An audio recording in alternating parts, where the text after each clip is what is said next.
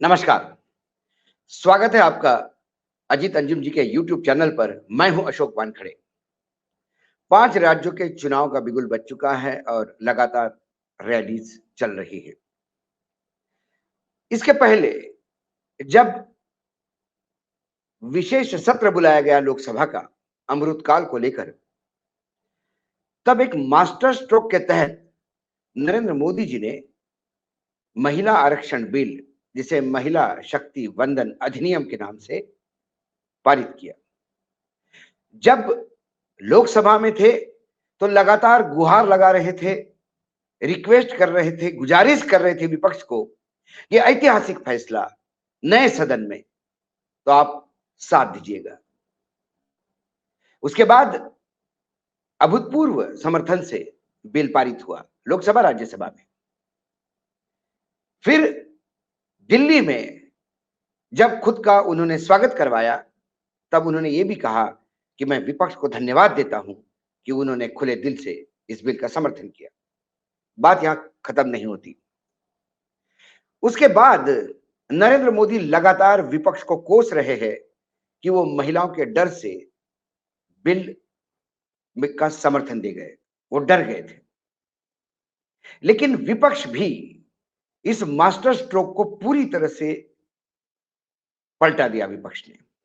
और खासकर राहुल गांधी जब रिजर्वेशन के मामले में ओबीसी को क्यों नहीं, ये ऐसी दुखती रग छेड़ दी बीजेपी की कि फिर उसके बाद जो नरेंद्र मोदी लगातार बोल रहे हैं, उनके भाषण का विश्लेषण जब मैं करूंगा तो आपको पता पड़ेगा कि खुद को ही कितनी बार अपने ही भाषण में उसी जगह पर खुद ही कॉन्ट्रडिक्ट कर रहे हैं। लेकिन राहुल गांधी ने बुरी तरह से बीजेपी को, खासकर नरेंद्र मोदी को, ओबीसी के मसले पे घेरा है। अभी हाल ही में मध्य प्रदेश में राहुल गांधी एक रैली को संबोधित करते हुए जो बोले, उसका एक अंश आप सुनिएगा तो आपको आइडिया आएगा कि क्या बेहतरीन गेंद फेंका है राहुल ने, जिसको खेलने के लिए नरेंद्र मोदी जी को पसीना आ रहा है। सुन लीजिएगा ये बाइट। ये देश की सच्चाई है। नरेंद्र मोदी जी ओबीसी के लिए, दलितों के लिए, आदिवासियों के लिए काम नहीं करते हैं। हिंदुस्तान में ओबीसी है, दलित है, जनरल है, आदिवासी हैं। मगर जब हम सवाल पूछते हैं ओबीसी कितने हैं, जनरल कितने हैं, दलित कितने हैं, आदिवासी कितने हैं, कोई जवाब नहीं दे पाता। देखो मैं पूछता हूं, कास्ट सेंसस, ओबीसी कितने हैं और उनकी भागीदारी कितनी होनी चाहिए, यह हिंदुस्तान के सामने सबसे बड़ा सवाल है। नरेंद्र मोदी हिंदुस्तान के ओबीसी को यह बताना नहीं चाहते हैं कि आप कितने हो, क्योंकि वो आपको भागीदारी नहीं देना चाहते हैं। नरेंद्र मोदी कहते हैं कि बीजेपी में ओबीसी के एमएलए और एमपी हैं। सबसे पहले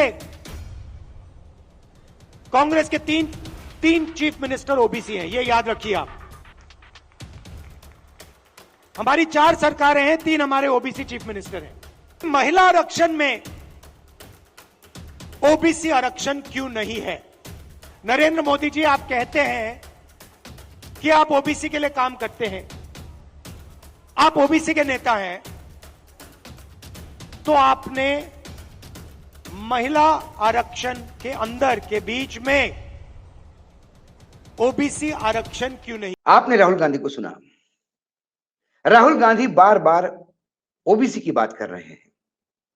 वो इस बात पर ध्यान खींच रहे हैं कि नरेंद्र मोदी जी भले ही खुद को ओबीसी कहे, लेकिन ओबीसी से भाग क्यों रहे हैं, जातिगत जनगणना से क्यों भाग रहे हैं। जब तक जातिगत जनगणना होगी नहीं, तब तक किसकी कितनी हिस्सेदारी ये पता नहीं होगा, उसके हिसाब से ही आगे भागीदारी होगी। वो लगातार इस बात को घेर रहे हैं कि महिला आरक्षण बिल में ओबीसी को रिजर्वेशन क्यों नहीं। यदि एससी एसटी को रिजर्वेशन है, शेड्यूल कास्ट शेड्यूल ट्राइब को रिजर्वेशन है, दलित पिछड़ों को और आदिवासियों को रिजर्वेशन है, तो फिर ओबीसी को रिजर्वेशन क्यों नहीं? सरकार दलील दे रही थी कि पहले था नहीं इसलिए दे नहीं पाए, तो पहले महिला आरक्षण भी नहीं था। यदि महिला आरक्षण के लिए संविधान में संशोधन हो सकता है तो ओबीसी के लिए क्यों नहीं? ओबीसी की जनगणना नहीं, तो फिर जो जनगणना 2014 में हुई और मोदी जी आने के बाद जिसके आंकड़े मोदी जी रिलीज नहीं कर पा रहे, वो आंकड़े डाटा मोदी जी के पास है, उसके भरोसे कर सकते हैं। मंडल आयोग के पहले तो कोई जातिगत जनगणना नहीं हुई थी, लेकिन पुराने आंकड़ों पे लागू किया था, बाद में जनगणना में उसके हिसाब से परिवर्तन हो सकता था। सत्ता पक्ष कहता है श्री गणेश तो करो, फिर श्री गणेश अच्छा क्यों नहीं? महिलाओं की भागीदारी क्यों नहीं?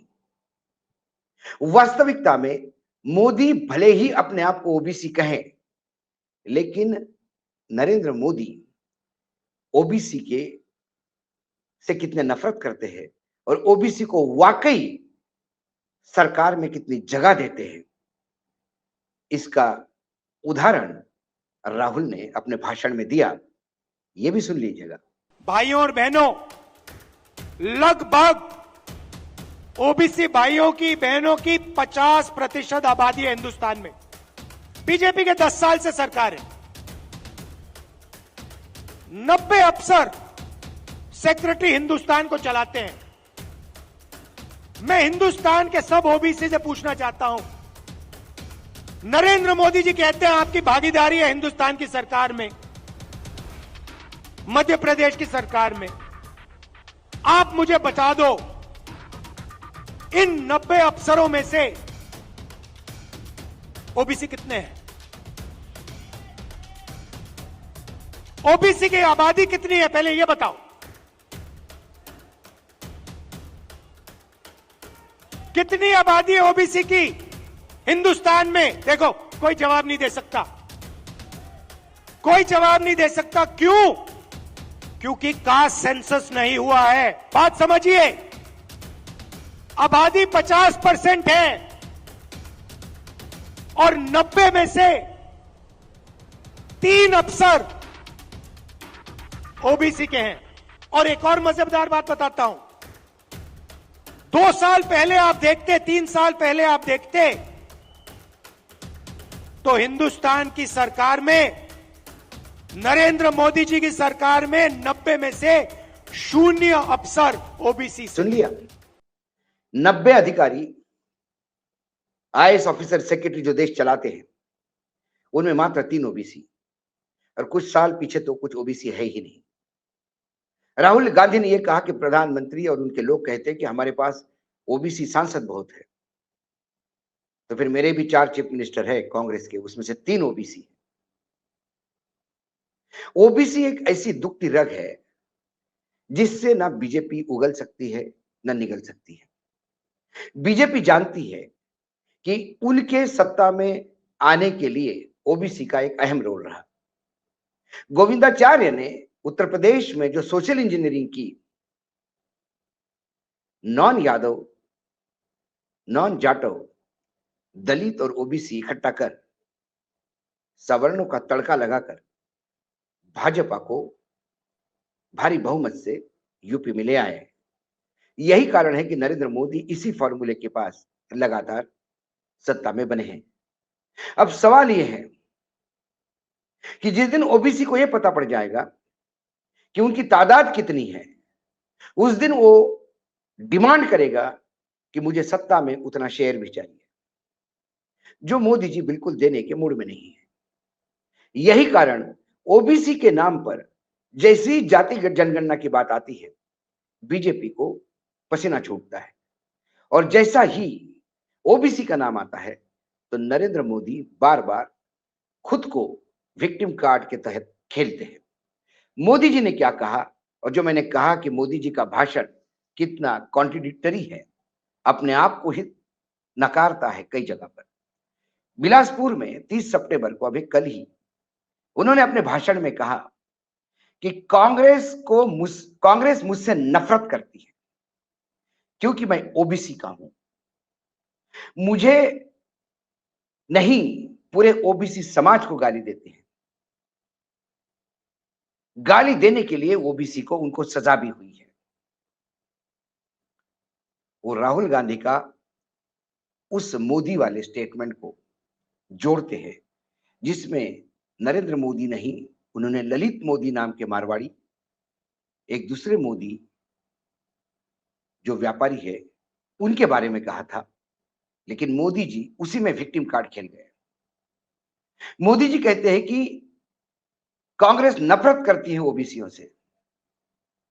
मुझसे नफरत करती है क्योंकि मैं ओबीसी हूं। यदि कांग्रेस ओबीसी से नफरत करती है तो 4 में से 3 मुख्यमंत्री कांग्रेस के कैसे? यदि कांग्रेस ओबीसी से नफरत करती है तो फिर जातिगत जनगणना में ओबीसी का आंकड़ा कितना है यह बताने में नरेंद्र मोदी क्यों पीछे हट रहे? 2014 की जो जातीय जनगणना हुई है मनमोहन सिंह के समय, उसके बाद सरकार बदल गई। जब तक डेटा एनालिसिस होता तब तक मोदी जी आ गए। उसके बाद मोदी जी उस आंकड़ों पे क्यों बैठे, वो आंकड़े क्यों नहीं सार्वजनिक करते, ये अहम सवाल है। तो इससे पता पड़ता है कि मोदी जी एक तरफ तो अपने आप को ओबीसी कहते हैं, मैं ओबीसी हूं इसलिए गाली देने की बात करते हैं, लेकिन फिर ओबीसी के लिए रिजर्वेशन और ओबीसी के हिसाब से जनगणना मांगने वाले कांग्रेस को आप ओबीसी विरोधी कैसे कहते हैं, इसका कोई जवाब मोदी जी के पास नहीं। मोदी जी परिवर्तन महासंकल्प रैली को संबोधित कर रहे थे। उन्होंने कहा कि विपक्ष दलित, आदिवासी, गरीब, ओबीसी को बढ़ने नहीं देना चाहता है। उन्होंने कहा, आगे उदाहरण देते हुए, रामनाथ कोविंद को जब हमने राष्ट्रपति का उम्मीदवार बनाया तब विपक्ष ने अपना एक उम्मीदवार उतारा। रामनाथ कोविंद दलित के तौर पे नहीं तो बीजेपी के उम्मीदवार की तरफ, एनडीए के उम्मीदवार के तहत उतरे थे। और जब वो एनडीए के उम्मीदवार थे तो जो विपक्ष है वो भी साझा उम्मीदवार उतारेगा। ये तो प्रजातंत्र है। यहां कोविंद साहब को अपोज करने का मतलब दलित को अपोज करने का नहीं है। तो फिर कोविंद साहब होते हुए जो लगातार दलितों का उत्पीड़न होता रहा, उत्तर प्रदेश से लेके गुजरात तक और मध्य प्रदेश से लेके महाराष्ट्र तक जो दलितों के साथ होता रहा, तो क्या ये हमने माने कि राष्ट्रपति कोविंद साहब दलित होने के बावजूद दलितों पे अत्याचार कर रहे थे क्योंकि वो सरकार के मुखिया थे? ऐसा वक्तव्य देना यह मूर्खता की पराकाष्ठा होगी। क्योंकि दलित गॉगल पहनने पे गुजरात में पीटा जाता है जहां डबल इंजन की सरकार है। दलित अपनी बारात घोड़ी पे नहीं निकाल पाता यूपी में, वहां डबल इंजन की सरकार है। तो दलित का मान सम्मान कौन करता है और अपमान कौन करता है? क्योंकि एक टोकनिज्म के तहत रामनाथ कोविंद जी को तो आपने राष्ट्रपति बना दिया, लेकिन पूरे देश के दलितों पे जो उत्पीड़न हुआ उसका जवाब मोदी जी के पास नहीं। वो कहते हैं कि द्रौपदी मुर्मू जी को जब हमने एक आदिवासी को राष्ट्रपति बनाया तब विपक्ष ने विरोध किया। वो भी विरोध मुर्मू जी का आदिवासी का नहीं था, वो विरोध एनडीए के कैंडिडेट का था। क्योंकि यूपी और एनडीए यदि आमने सामने हैं, यदि विपक्ष और वो आमने सामने हैं, तो विपक्ष तो उम्मीदवार उतारेगा भले ही हार हो। यही तो प्रजातंत्र की खूबसूरती है। लेकिन जब कोविंद साहब की बात आती है तो दलित याद आता है, जब द्रौपदी मुर्मू जी की बात होती है तो इनको आदिवासी याद आता है, जब स्वयं की बात करते हैं तो वो ओबीसी की बात करते हैं। आगे इसी भाषण में अपने इन तमाम तीनों चीजों को नकारते हुए मोदी जी कहते हैं कि जब हम महिलाओं के लिए आरक्षण लेके आए तो डर के मारे विपक्ष ने साथ तो दिया, लेकिन वो महिलाओं को विभाजित करना चाहते हैं जातियों में। यदि ओबीसी के लिए, महिलाओं के लिए आरक्षण मांगे तो वो महिलाओं का जातिगत बंटवारा करने की संज्ञा देते हैं। लेकिन जब वो किसी दलित को राष्ट्रपति या आदिवासी विभाजन करने की बात नहीं करते, जब वो स्वयं को प्रधानमंत्री ओबीसी है इसलिए बीजेपी का विपक्ष अपोज करता है, ये बोलते हैं, तब फिर वो जातिगत डिवीजन की बात नहीं करते। क्या मोदी जी, मुर्मू जी का आदिवासी होना, कोविंद साहब का दलित होना और स्वयं का ओबीसी होना, ये बोल बोल कर जातिगत विभाजन नहीं करना चाहते? यदि वो आपका जातिगत विभाजन है, तो फिर ये कांग्रेस का भी जातिगत विभाजन है, विपक्ष का भी है। और यदि आप जो करते वो जातिगत विभाजन नहीं है, वो गरीबों का उत्थान है, आदिवासियों का, दलितों का, ओबीसी का उत्थान है, तो फिर महिलाओं की रिजर्वेशन मांगने पे ये दलितों का विभाजन कैसा, या ये महिलाओं का कास्ट सिस्टम में विभाजन कैसा? वहां भी तो ओबीसी जितनी जिसकी हिस्सेदारी उतनी उसकी भागीदारी, इस तर्ज पे तो मांगेंगे। कुल मिलाकर राहुल गांधी ने फेंके हुए इस गेंद पे ओबीसी के बीजेपी बुरी तरह से अटकी हुई है, ना खेल सकती है, ना बॉल छोड़ सकती है।